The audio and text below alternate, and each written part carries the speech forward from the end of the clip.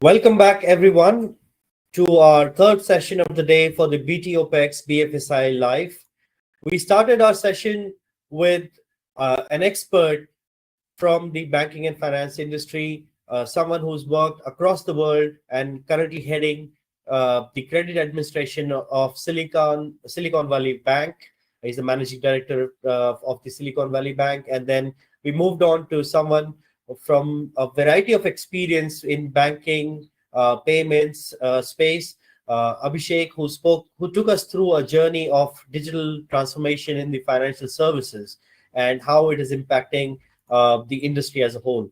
Now, as we move forward, let's dive a bit more into the insurance side of the topic for the day. And today we are here with our next speaker, Mr. Shantanu Kodesia. He has more than 28 years of experience in diverse fields like sales and marketing in healthcare and pharma industry. He's heading operations and customer experience for e-commerce companies and also been leading businesses and P&Ls in the ITES space. He has worked with companies like Eli Lilly, GE Capital International Services, and IBM. For the last 10 years, he's been working for Sun Life Insurance, wherein he's the head of operations and enablement. He set up a contact center in the Philippines and comes with a great experience of driving the use of value stream mapping to re-engineer processes and identify opportunities for RPA to enhance productivity and improve client experience. Please join me in welcoming Shantanu to the platform, where he'll share his expertise with us here and guide us and help us understand the operations side of the industry, insurance industry much better. Shantanu, over to you. Thank you so much. Thank you. The only one thing is there's some problem. I'm not being able to see anything on the screen. There's some video. So let me join back in again in a minute. Just give me a second, please. No worries, Shantanu. So that happens. Meanwhile, let me give you a gist of what we discussed today. And also, the recording of this video will be available on our content platform. If you have registered, you will receive an email with the details of the video link and also all our past webinars that we have done so far, including AIML, RPA, and business transformation, operational excellence in healthcare, supply chain, and other topics. So please interact with the speaker here or connect with Shantanu on LinkedIn, and you can send a question directly, a meeting request directly, or you can ask us and we'll pass it on.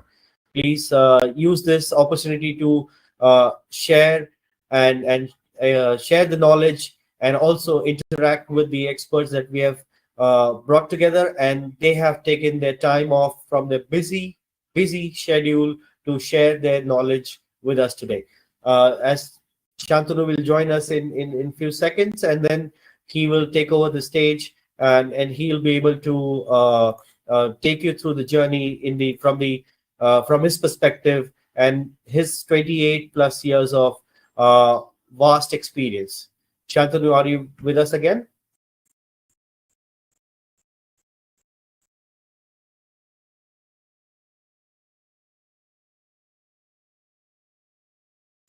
Waiting for Shantanu to reach.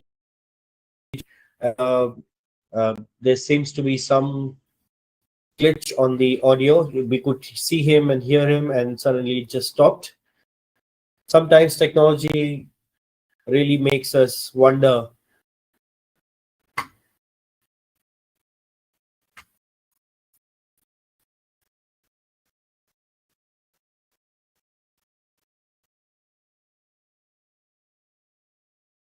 To give you a bit more introduction on the topic that he's going to cover today, Shantanu is going to talk about driving innovation in insurance operations and specifically transforming for future growth.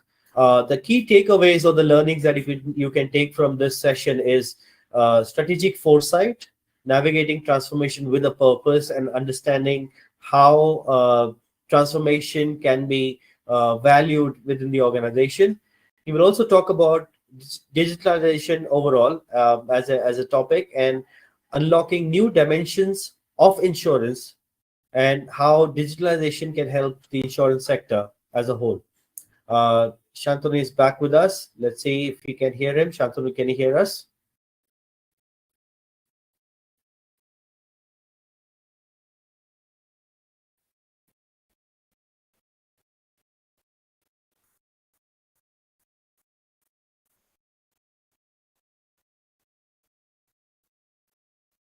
We are still waiting for Shantanu to join and able to speak. So let's see if he's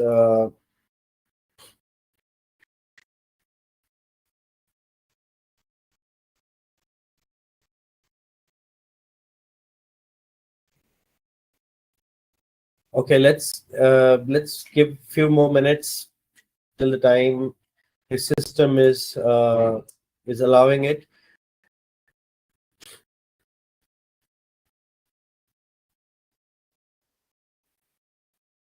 Okay, it seems he's restarting the system to log in again and use it effectively. Just to add on few points, this is one of the things that we normally we see, and that's why we do our dry runs and tests before, and still when we log in again, it can sometimes backfire at times and not work. It has a mind of its own, maybe an AI trying not or not allowing us to connect properly. But he is rejoining. I can see him reconnecting again. Maybe he's restarted the system. Let's hope this time it works and he is able to speak to us and we are able to see him.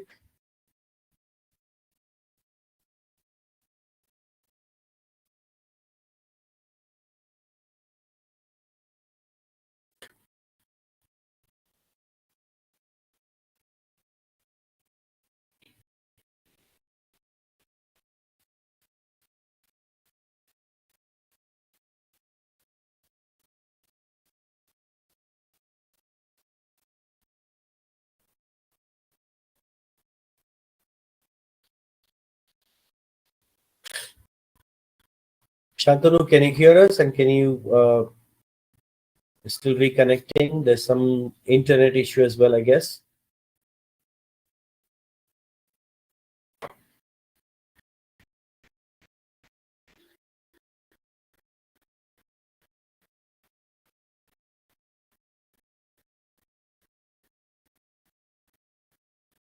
Please be patient with us.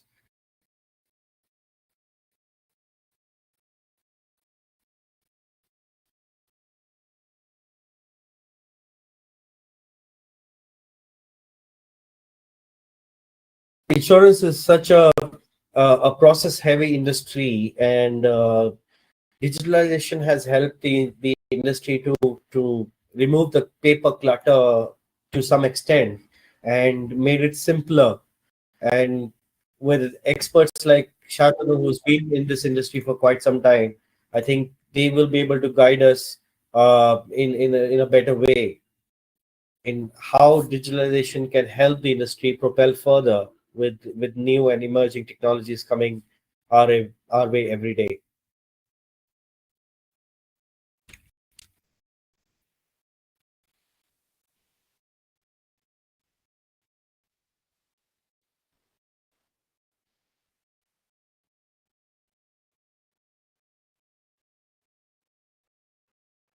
We're going to try another way. I think Shantanu, we can see you, Shantanu.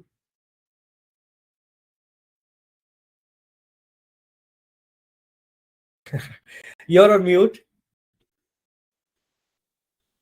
Perfect. I'm saying Yeah. finally it seems to have worked. It seems to have worked. I think, when you get into a lot of these things, I think these are some of the uh, these give us a lot of learning. You get unexpected things happening in life which you need to learn how to jump through it. So I think this is one of those days. But I'm glad that I've been able to log in again.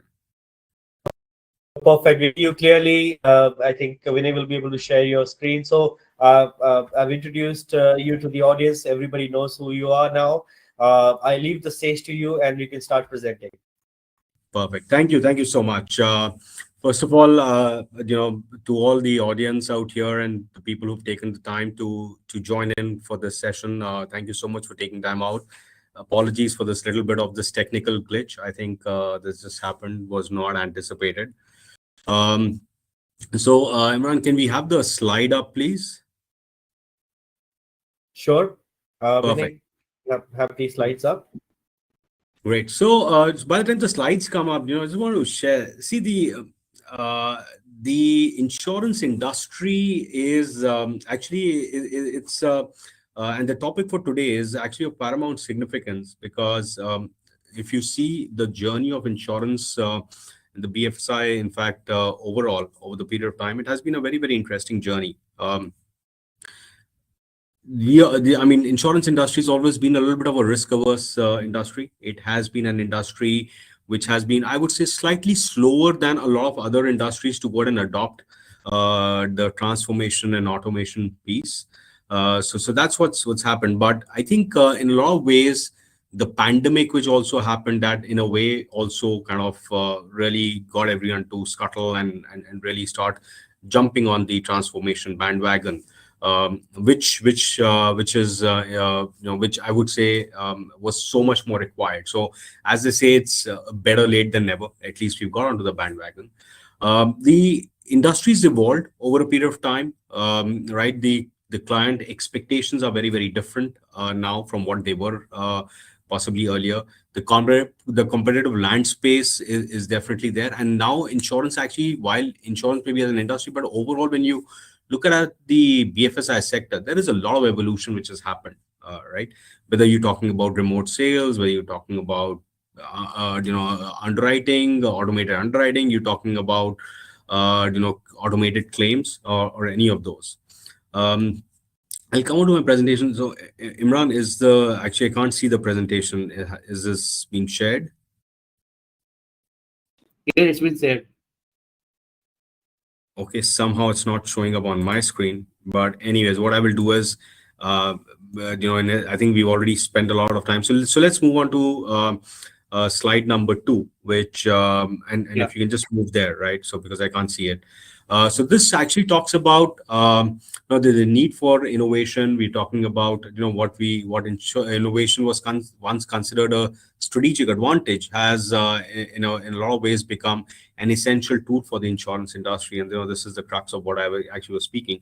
So I will cover some of the points on the role of the leader, innovation, examples, and some potential challenges. And it'll be good to get into the question answer session. Moving on to slide number 3. This talks about the need for innovation. And primarily, if we see the insurance industry as a whole, even today, we work on a lot of legacy systems. Now, with legacy systems, you can only do as much with those systems. So you need to find a way around. Either you change your platform, you look at, but then there are upsides and downsides, there are costs involved. So it just depends on how do you go ahead with that.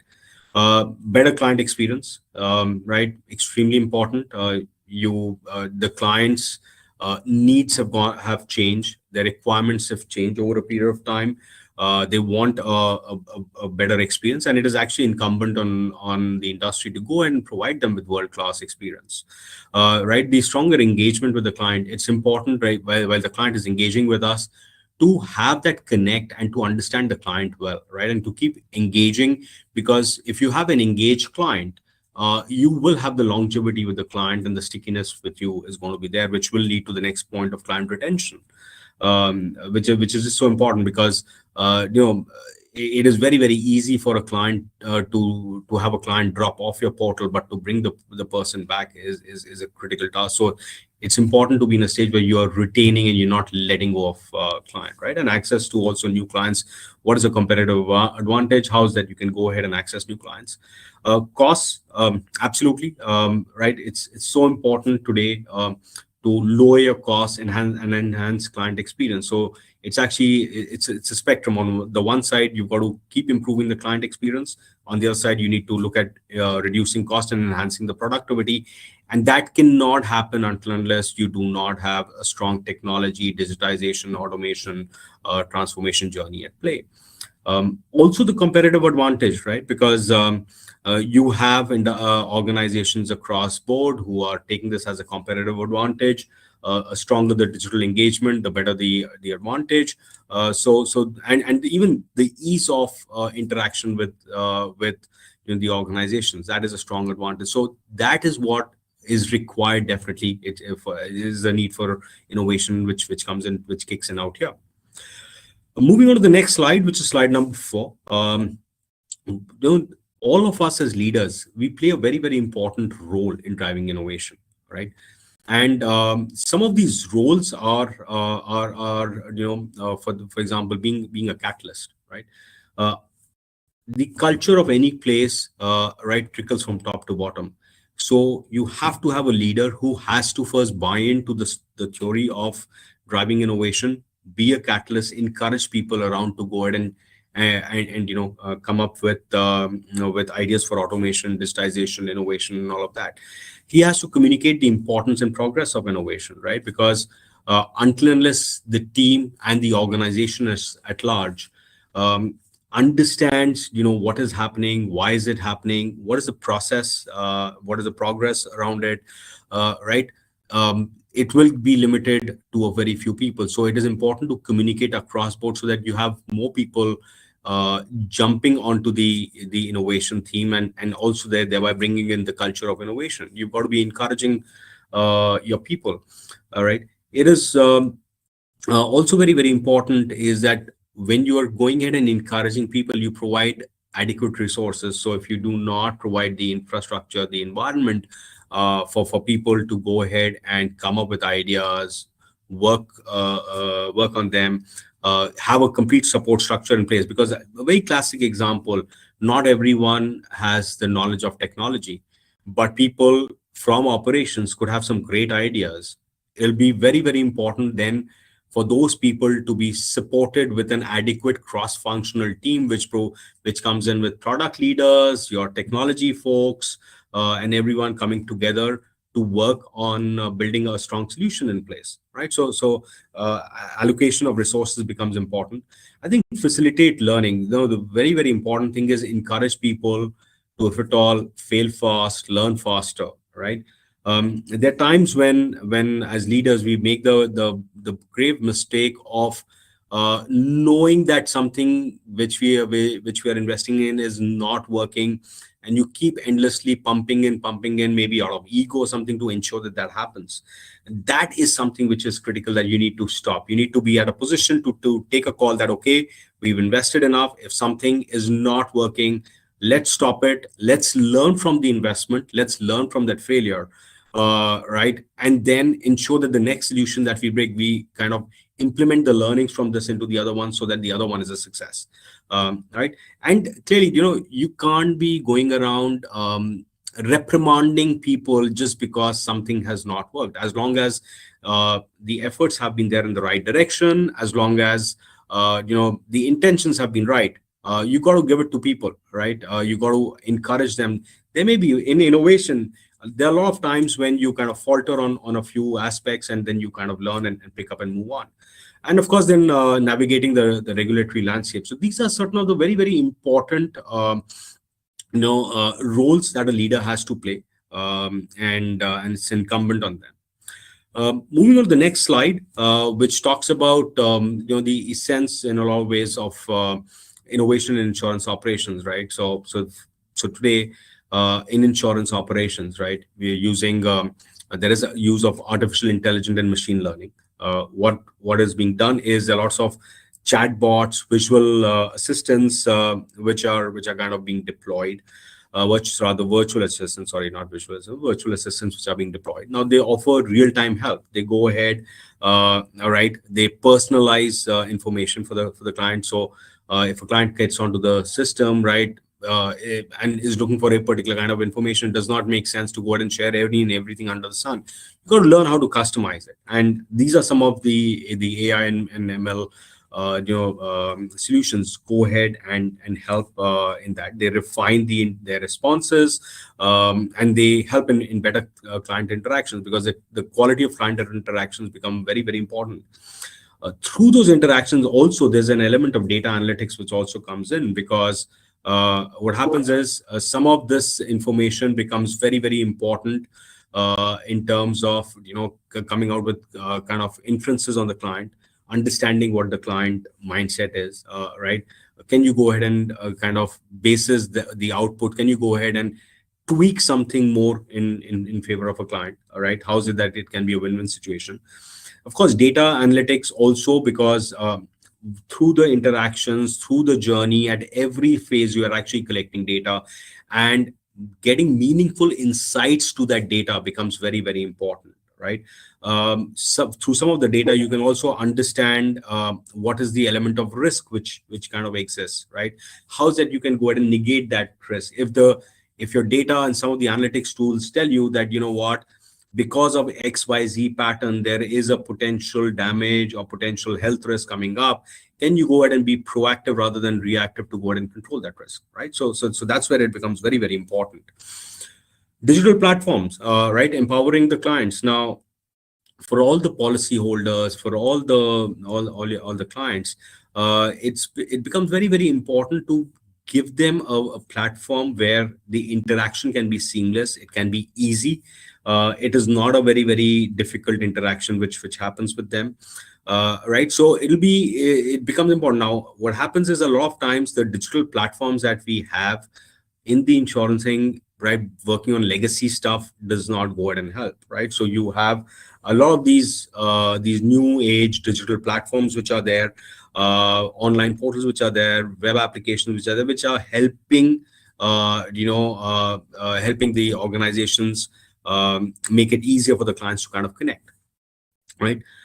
Use of blockchain, right, in driving transparency and security. Blockchain, right? I think it's a very, very well-known thing that blockchain becomes extremely critical, especially in terms of things like claims verification, right, which is a cumbersome process. There are data and transparency, the pieces and security pieces which come in where blockchain comes in use. So blockchain becomes important. Insurtech startups, right? Today, there are a lot of insurtech startups which have kind of learned through some of the traditional organizations in terms of the issues which they face, what are the current and the future needs of the clients, how is that we can make systems which are more nimble, which can go ahead and help those organizations, right? So they have those startups. In fact, today what's also happening is a lot of the so-called big organizations, which have been their traditional organizations, are actually collaborating with the insurtech startups for a lot of pieces.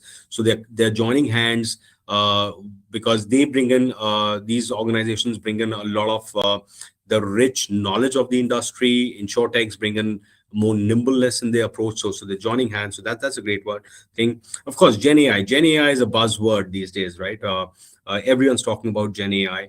While Gen AI is still evolving in the insurance domain, it is evolving. There are certain ways in which Gen AI is still being used.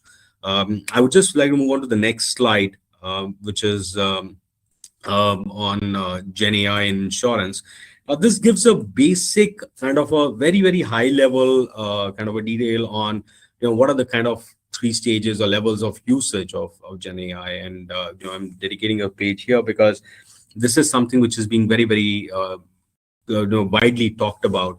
One is it is important to use it in a secure environment. There is a red, amber, green model for internal document training and knowledge management. So knowledge management, Gen AI is actually coming out to be a very, very important one, because with the sheer length and breadth and the magnitude and the number of, let's say, products, policies, customizations which are there, if someone has to go ahead and service a client, right?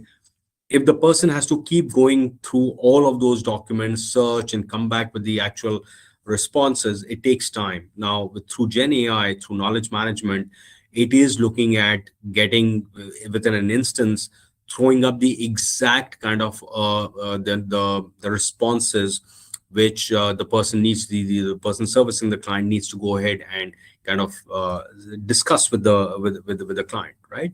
So that they're chatbots, which are there for customer engagement. So that is happening clearly. Um, the success clearly depends upon sponsorship at the highest level, right? So leaders, there needs to be a strong change management as well. One of the very critical challenges which organizations today face while implementing Gen AI is the fact that extracting data from the core systems a lot of times, because these are legacy systems, the old systems, um, the extraction of data is difficult at times because of API unavailability. There could be there are a lot of organizations even today do not have a kind of a data lake which is consolidated. They have different data warehouses which are there, right? So that's there. Real-time data, access to real-time data is not there. So some of these pose a big challenge to Gen AI and insurance. Now, what is absolutely critical is for any organization to embark on an AI journey or a Gen AI journey, it is important to have a good data strategy in place so that at least access to the data, clean data, relevant data becomes very important, because everything then works on top of that data to go ahead and give out meaningful insights, or to go ahead and customize offerings, or to go ahead and handle interactions with the client, right? So primarily that's where it comes in. So if you see these four words, augment, disrupt, engage, automate, right? The different pieces, right? Wherein you can get into conversations, text generation, code generation, right? Sound, image, video, right? You can use Gen AI for any of those translations, summarizations. You're getting into a call, right? At the end of the call, can that be just summarized for the ease of the agent who's taking the call, right? So if that entire call can be summarized, can be updated onto the system, it just saves so much more on time, right? So that is on Gen AI and insurance.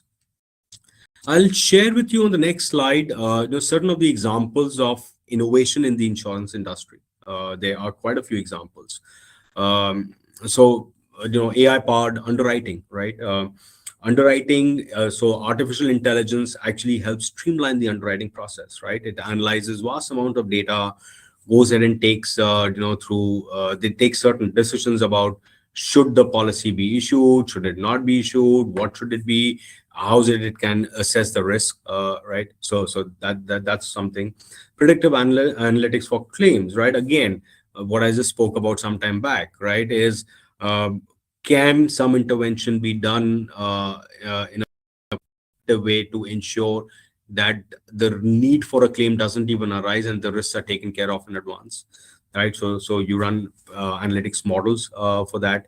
Of course, claims processing, right? Again, instant claims processing. So you have seen that for, let's say, a car insurance or something, right? If there's an accident, God forbid, you can take pictures, send it across. It goes ahead and through those pictures, it assesses, analyzes, and the number of times when it goes there and does an instant claim processing is that percentage is increasing day on day. So that's it.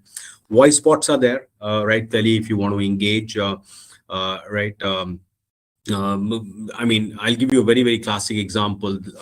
For one of the insurance organizations, every year from some disability kind of case agents, they need to go ahead, or other patients, they need to have a plan member update form which comes in every year. And it's an exhausted form.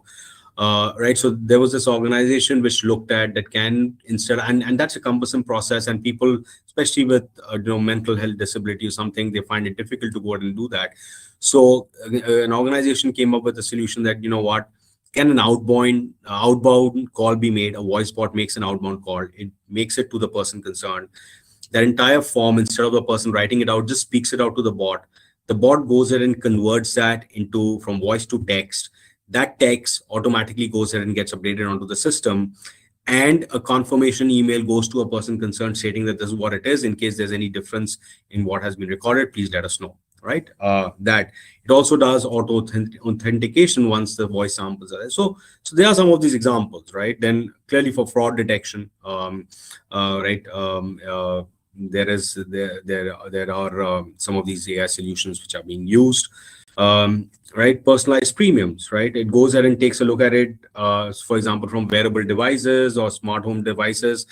Can there be a better, a more personalized premium which can be done? There are certain insurance organizations in the US. What they're doing is, bases the way you're driving your car, with that record, it goes ahead and sees how do you go ahead and drive your vehicle, and then bases that, it goes ahead and tells you that what should be the premium be, what is the risk element, and what should the premium be, right? So there are some of these innovations which are happening in the industry, right?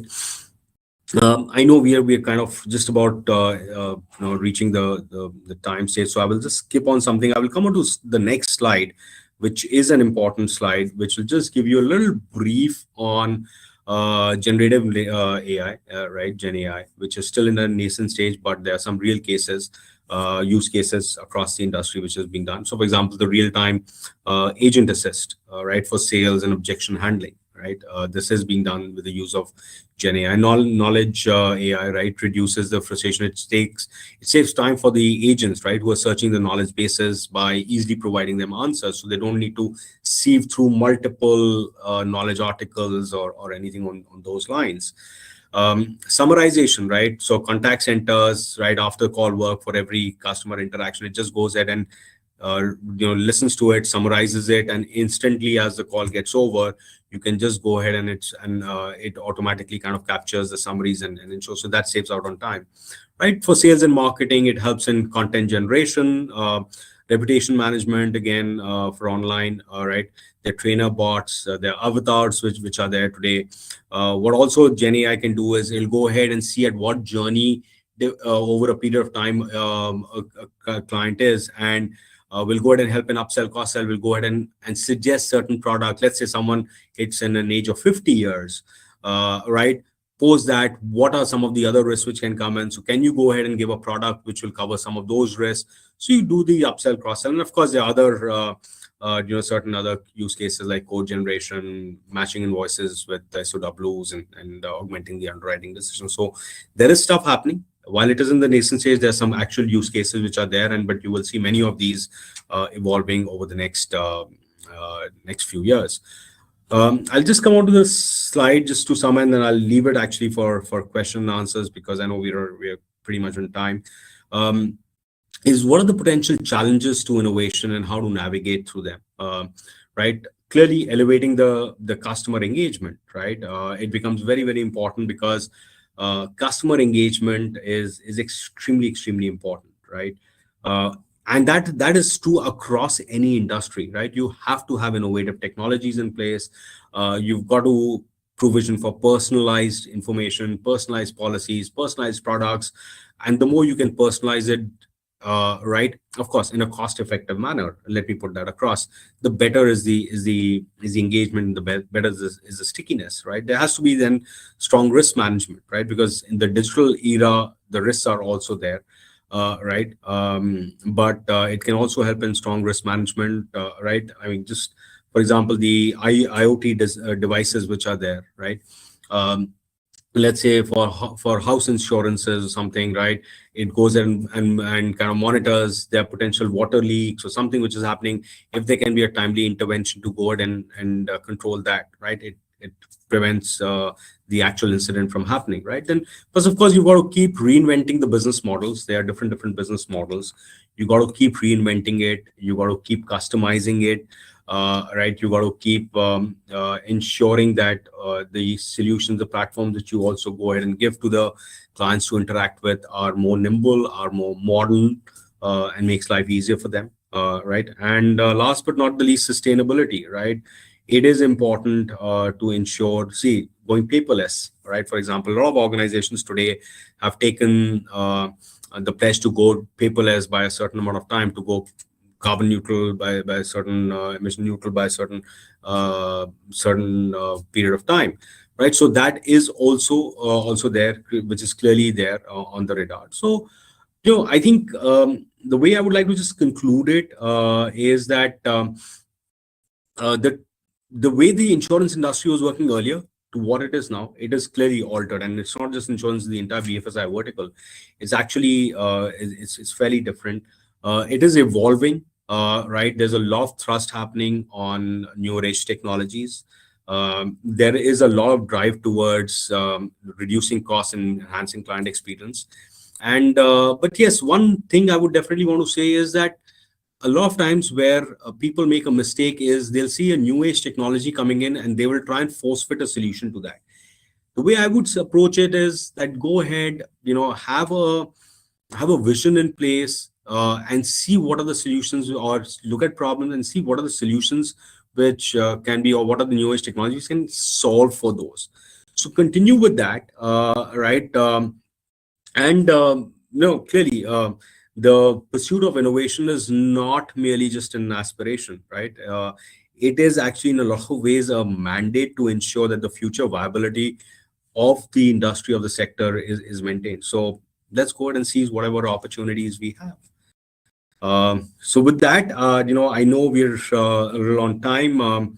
I would want to just open it to certain question and answers if someone has. Yeah, so opening it for that.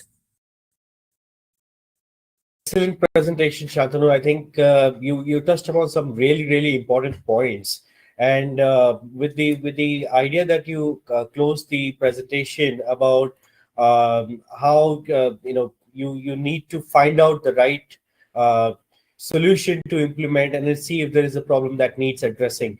There is a saying that why change something that does not need fixing.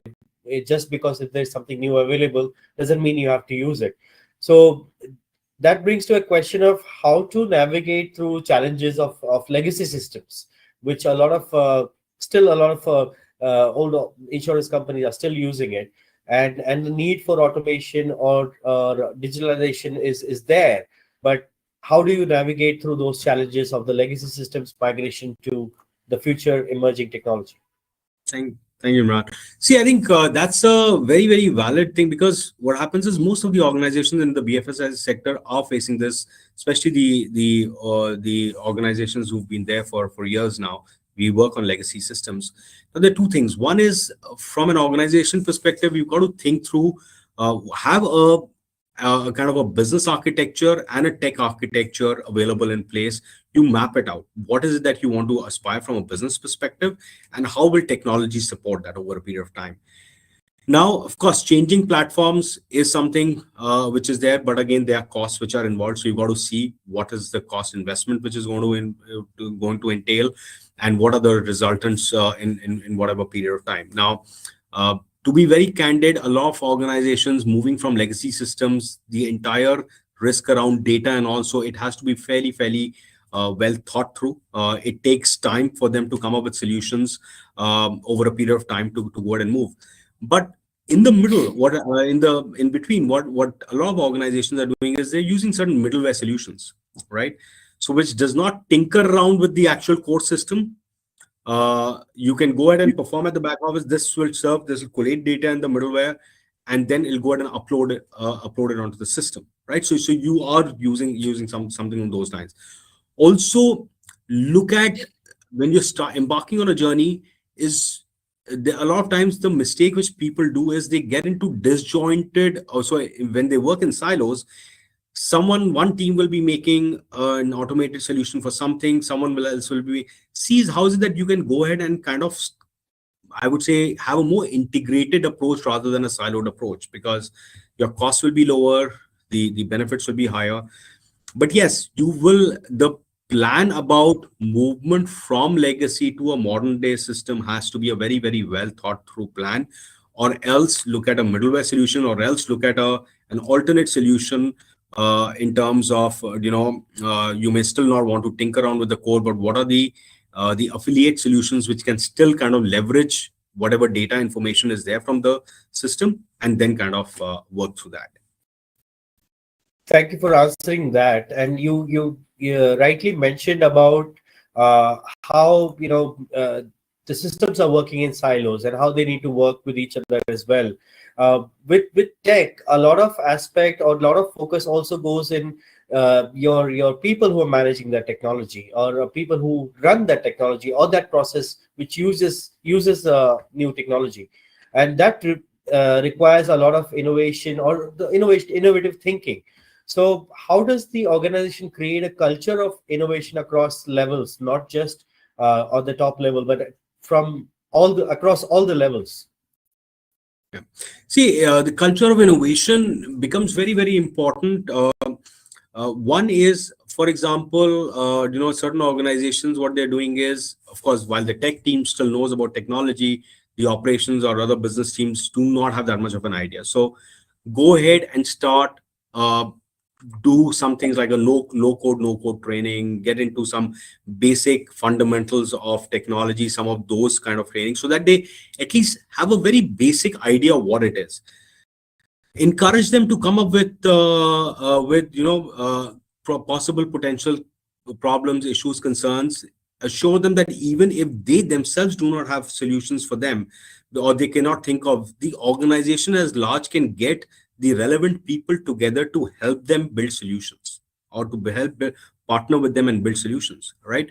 Because the fact is, not everyone will know technology. You will have specialists for technology for certain solutions, right?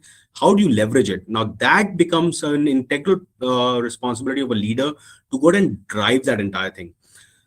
Once you have a few successes, go ahead and share it widely across people, right? Go ahead and show them the examples of any particular solution which came up from the floor itself, from the business teams, where people collaborated, and what are the kind of results. Award some of those, right?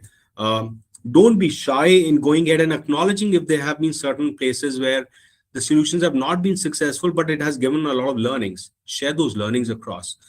All right.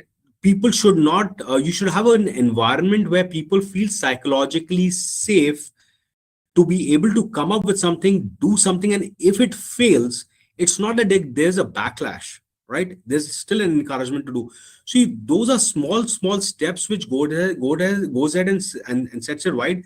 And very, very importantly is communicate on all of these. Have portals in place which goes ahead and talks about the journey which has been covered by the organization, by different people. Support structures in place, training and learning and development helps also.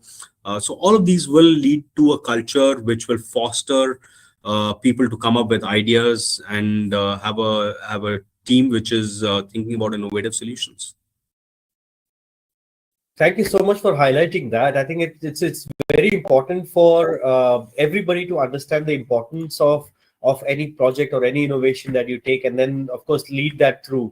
Having said that, our audience is not only just the senior leaders who are already heads of digital transformation or heads of innovation in the organization, but also people who are looking to take up that role, who are looking to transform either their individual process, individual project, or their own department. So if you have to give them an idea, or from your experience, if you have to highlight few elements that they need to keep in mind before embarking on a journey of transformation, what would that be? See, before any organization embarks on a transformation journey, I think they need to first do an as-is assessment of where they are, in terms of what are the tools, what are the systems they are working on, what are the limitations, what is it that they can do, right? How nimble the systems are for change, are the APIs in place, what is the data warehouse, right? Is the data there in place, or is it completely fragmented and disjointed data? First, you've got to do that. Then you got to start looking at assembling some of these. For example, data, right? For any of these solutions, for most, or rather, not I wouldn't say any, but for most of these solutions, you need proper data flow, real-time data, or at least some structured data available, right? You may have a lot of unstructured data. Can you go ahead and bring a meaning or semblance to it? Get that in place. As I said, you got to lay out the business architecture. What is the business aspiration? What is it that they see for the future? And then overlay that with the technology architecture, right? Once you have a biz and the tech architecture in place, right, that is the time when you'll start showing up opportunities, where people can work on. Now again, if there are different teams, have maybe a kind of a forum in place where people come together, they discuss the solutions they are working on, so that there's no duplication, so that it is, I would say, it complements each other for the work which they are doing, rather than kind of duplicates the efforts or waste time. I think that's there. You got to decide what is your ROI for everything. Now, you could have a fanciest of a solution which you could think through, but if your return on investment in that solution is not very good, then you got to think through is why is that you want to invest in that? Should you invest in something else? Right. So that's it. There may be times wherein organizations need to think through that. A client experience could be so while the dollar value saving may not be very high, but a client experience meter can be a big differentiator. So you go ahead and take. So I think the entire holistic strategy of the organization needs to be thought through, and then pieces need to be looked into which kind of are supportive in that direction, rather than everyone picking up individual siloed solutions which do not help each other out. That would be my sense. Right. So if I'm to sum it up, have a strategy in place, have a business architecture and a tech architecture laid out, have your data in place, and then do your prioritization and then go ahead with it. That's what I would summarize it with. I think you're absolutely right, and this is one of the first steps that everybody should take in terms of whenever they are embarking on this kind of a transformation journey. One of the questions that keep coming again and again when we talk about any kind of transformation within any industry, for that matter, is the management buy-in. Now, as a leader, do you have any expert points, opinions, something that will help our listeners get that management buy-in early on, get that high-end sponsorship that they need to execute that kind of a transformation? Is there any, you can say, bullets that you can give them that they can shoot and get it done? Sure. No, Imran, thank you. In fact, when someone comes up to me, for example, with an opportunity or requires investments, the first two lenses with which I look at it, one is there a client impact? Is it a positive client impact somewhere? Number two is there a cost impact? Right. So these are the two parameters. And then what is my payback period? Is my payback period within 1 year, 1.5 years, 2 years, 2.5 years?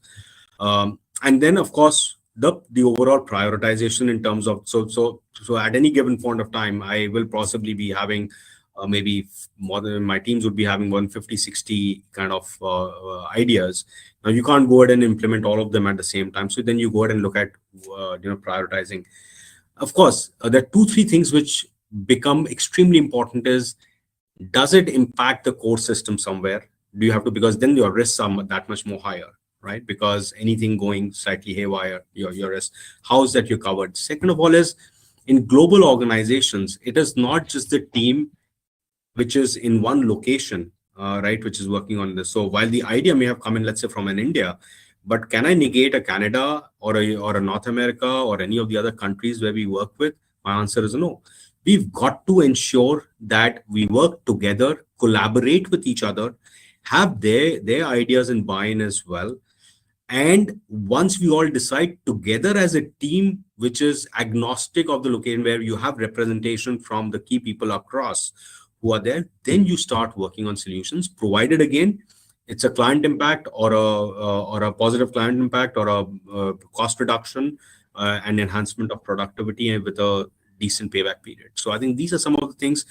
There may be points of time when certain of these things will require change management, and change management, the importance of change management cannot be negated, because a lot of these have certain impacts at certain areas which need to be managed well. Very well articulated, Shantanu. We are glad and we are honored that we're listening to you and your thoughts on how to go about doing the transformation in the organization.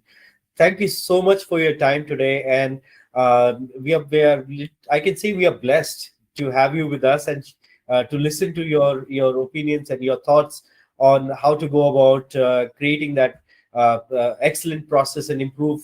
You can say continuous improvement process that we need to build on to reach the next level.